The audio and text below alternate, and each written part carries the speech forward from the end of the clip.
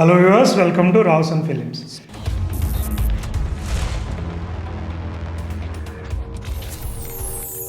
రీసెంట్గా 14th release అయ్యి సక్సెస్ఫుల్గా థియేటర్లో రన్ అవుతున్న చావా మూవీ గురించి కొన్ని విషయాలు మనం మాట్లాడుకోవాలండి.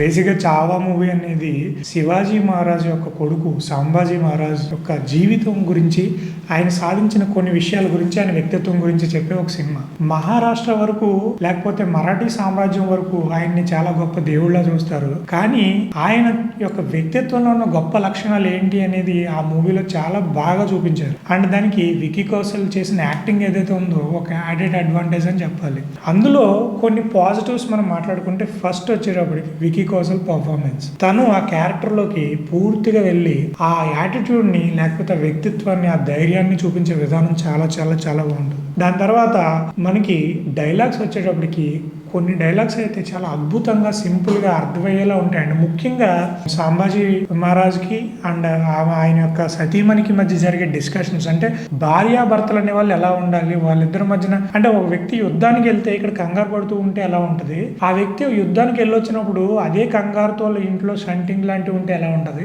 లేదు అంటే ఆయన అడుగుతాడు, అందరూ అలా ఉంటే నువ్వెందుకు నన్ను ఇంకా అలా చేయట్లేదు అంటే, అక్కడ యుద్ధం చేసి ఇంట్లో కూడా యుద్ధం చేయాలంటే ఎలాగా అని చెప్పి ఆవిడ చెప్పే మాట చాలా గొప్పగా ఉంటదండి. అంటే అప్పుడు ఎలా ఉంటదంటే, నేను లేకపోయినా ఇంటిని బాగా చూసుకోగలుగుతుంది భార్య. అర్ధాంగి అంటే ఎలా ఉండాలి, భార్యాభర్తలు అంటే ఎలా ఉండాలి, తను కూడా తనకి ఇచ్చే ఇంపార్టెన్స్ అంత బాగుంటుంది. అండ్ దాని తర్వాత నాయకుడు అనేవాడు ఎలా ఉండాలి, ప్రతి దాంట్లో కూడా ఆ లీడర్షిప్ క్వాలిటీస్ ని, అంటే ఈ సినిమా కేవలం ఏదో సినిమాలాగా ఎంటర్టైన్మెంట్ గా చూడకుండా లీడర్షిప్ క్వాలిటీస్ బిల్డ్ చేసుకోవాలంటే మనం ఏం చేయాలి, అందరికి ఇంపార్టెన్స్ ఎలా ఇవ్వాలి, ఫ్రెండ్స్ ని ఎలా చూసుకోవాలి. ఓపెనింగ్ షాట్ లో, ఆయన ఇంట్రడక్షన్ షాట్ లో ఎంటర్ అయినప్పుడు ఒక రాజ్యం మీదకి ఆయన అటాక్ చేయడానికి వెళ్తాడు. అటాక్ చేయడానికి వెళ్ళినప్పుడు వాళ్ళు డోర్ క్లోజ్ చేసినప్పుడు తనతో పాటుగా తన గుర్రం కూడా అంతే మోటివేటెడ్ గా జంప్ చేస్తుంది. జంప్ చేసిన తర్వాత ఒక్కసారి ఆలోచిస్తే వాళ్ళందరూ భయపడతారు. ఎందుకంటే అక్కడ ఒక 100 మంది పైన ఉంటారు, లేకపోతే ఇంకా ఎక్కువ మంది ఉంటారు. కానీ వెనకాల వస్తున్నారా రావట్లేదో చూసుకోకుండా నాయకుడు దూకే విధానం ఉంటుంది చూసారా, లీడ్స్ బై ఎగ్జాంపుల్ అంటారు. అది చాలా క్లియర్ గా చూపిస్తాడు అనమాట, అసలు భయం అనేది లేకుండా. ఆ తర్వాత మిగిలిన వాళ్ళు ఫాలో అవుతారు, మీరు ముందెళ్ళండి అని పంపడానికి ఆ గుర్రంతో సహా చూపిస్తాడు. అంటే ఎంత ట్రైన్డ్ గా ఉంటుందో వాళ్ళ ఆర్మీ అని చెప్పి. అలాగా అది శివాజీ మహారాజ్ వాళ్ళకి ఇచ్చిన లెగసీ, దాన్ని క్యారీ చేయడం. ఆయన చనిపోయిన తర్వాత ఇంకా మనదే రాజ్యం అనుకుని ఔరంగజేబు ఉన్నప్పుడు ఆ లెగసీని ముందుకు తీసుకెళ్ళటం. మనం కూడా చాలా విషయాల్లో లెగసీని వదిలేస్తామండి. అది ఒక జనరేషన్ వెల్త్ చూసిన వాళ్ళు కానీ తర్వాత వాళ్ళు కానీ క్యారీ చేయడం మర్చిపోతారు. ఆ విలువల్ని క్యారీ చేయాలి. ఆ విలువలు ఎలా ఉంటాయి అనేది క్లైమాక్స్ లో ఉండే 30 minutes సీన్ ఏదైతే ఉందో దాంట్లో చాలా బాగా చూపిస్తాడు. ఎందుకంటే అక్కడ వాళ్ళని సరౌండ్ చేశారని తెలిసిపోయిన తర్వాత ఎలా అయితే రాజుని కాపాడదామని చూస్తారు. అప్పుడు ఆయన ఏమంటాడో తెలుసా, అంటే మీరు ఎప్పుడైనా ఊర కుక్కలు గుంపును చూసి లేకపోతే నక్కలు గుంపును చూసి ఒక సింహం పిల్ల, చావా అంటే అర్థం ఏంటంటే సింహం పిల్ల అని అర్థం, సింహం పిల్ల పారిపోవడం చూసారా, నాకు యుద్ధం చేయాలని మనసు కుత్తూలాడుతుందని చెప్పి 150 మంది సైన్యంతో కొన్ని వేల మంది ఉన్నోళ్ళ మీద అసలు ఎలా పడతాడంటే ఆ వ్యక్తిత్వం చాలా గొప్పగా ఉంటుంది. అది చూసి మిగిలిన వాళ్ళు మోటివేట్ అవుతూ ఉంటారు. అసలు ఆయన పట్టుకునే సీన్ లో విక్కీ కౌశల్ పర్ఫార్మెన్స్ ఎలా ఉంటుంది అంటే, ఒక సింహాన్ని నిజంగా సింహాన్ని పట్టుకుంటే ఎలా ఉంటది అని చెప్పి చూపించే విధానం. దాంట్లో డైలాగ్ ఉంటుంది, అంటే తన చేతులు పనిచేస్తున్నందుకు మీరు ఆపలేరంటే గొలుసులతో కడతా ఉంటారు అన్నమాట. కట్టి తీసుకెళ్తారు. తీసుకెళ్లిన తర్వాత ఇక్కడ అందరూ కూడా అంటే వెళ్ళి మా భార్యకి చెప్పని ఒకరిని పంపించేస్తాడు. ఒక్కొక్కరు చచ్చిపోతూ ఉంటారు. తన మిత్రుడు ఒకళ్ళు స్నేహితుడు ఉంటాడు, వెన్నుపోటు పొడుస్తారు కొంతమంది వాళ్ళ మేనమావలే రాజ్యం కోసం. వాళ్ళని చూసి ఒక చూపు చూడగానే సింహం అలా గర్జించినట్టే ఉంటది. ఆ గర్జింపు ఎలా ఉంటది అంటే నిజంగా సింహం గర్జింపులాగా ఉంటది. ఆ 30 minutes లో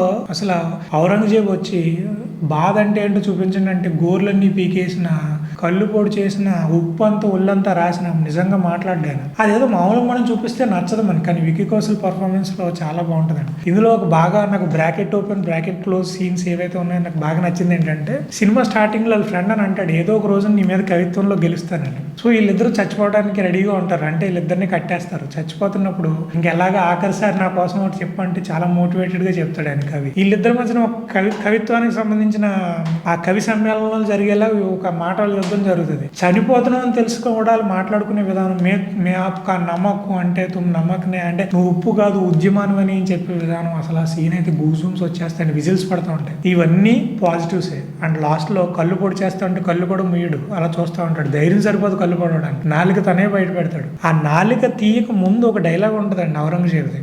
అంటే నిన్ను చూస్తే నాకు చాలా ఇదిగా అనిపిస్తుంది, నువ్వు మా సైడ్కి వచ్చి అంటే మతం మార్చేసుకో, నీకు ఈ బాధ అంతా ఉండదు, చాలా గొప్పగా బతుకుతావు అంటే ఈయనేమంటాడంటే అదే ఆఫర్ నేను నీకు ఇస్తున్నాను, నువ్వు ఇటువైపు వచ్చే, నువ్వు మతం మార్చుకోకల్లా. సినిమాలో నాకు నచ్చిన పాయింట్ ఇదే. సెక్యులరిజం అనే పదాన్ని చాలా గొప్పగా చూపిస్తాడండి. సీన్ స్టార్టింగ్ లో యుద్ధానికి వెళ్ళినప్పుడు ఒక చిన్న ముస్లిం కమ్యూనిటీకి సంబంధించిన ఒక అబ్బాయి యుద్ధంలో ఇరుక్కుపోయినప్పుడు, అంటే శివాజీ మహారాజ్ కానీ ఆయన కొడుకు కానీ ఎప్పుడు మతాలకు వ్యతిరేకంగా దెబ్బలాడలే, ఆక్రమణకు వ్యతిరేకంగా దెబ్బలాడారు చూపిస్తారన్నమాట. ఆ ముస్లిం అబ్బాయిని యుద్ధం మధ్యలో కాపాడే తల్లికి ఇచ్చి ఆనందపడతాడు ఆయన.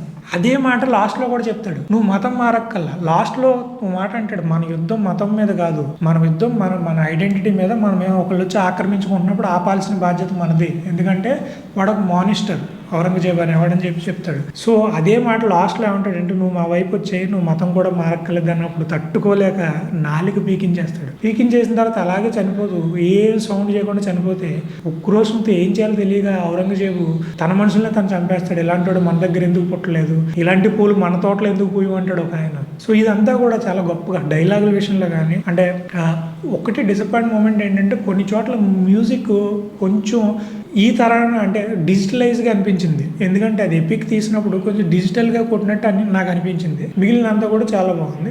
కొన్ని అంతా స్టోరీ చూపించలేక కట్ చేసి చూపించాల్సి వచ్చింది. మిగిలినంతా కూడా ఎక్కడా బోర్ కొట్టకుండా. అండ్ యాక్షన్ కొరియోగ్రఫీలో కొన్ని ఫ్లాస్ ఉన్నాయి. యాక్టింగ్ బాగుంది కానీ యాక్షన్ కొరియోగ్రఫీ అంటే ఆ కైండ్ ఆఫ్ ఎపిక్ కొరియోగ్రఫీ ఇంకొంచెం చేసి ఉంటే బాగుండదు అనిపించింది. ఓవరాల్గా ఇది మూవీకి సంబంధించిన రివ్యూ. సో ఇది మీకు నచ్చినట్టయితే లైక్ చేయండి. మీరు చేసే ప్రతి లైక్ కూడా మీకు నచ్చే కంటెంట్ మీరు చూడటం కోసం చేసే ఓట్ లాంటిది. సో మమ్మల్ని ఎంకరేజ్ చేయడానికి please like, share, subscribe Rawson films. Thank you.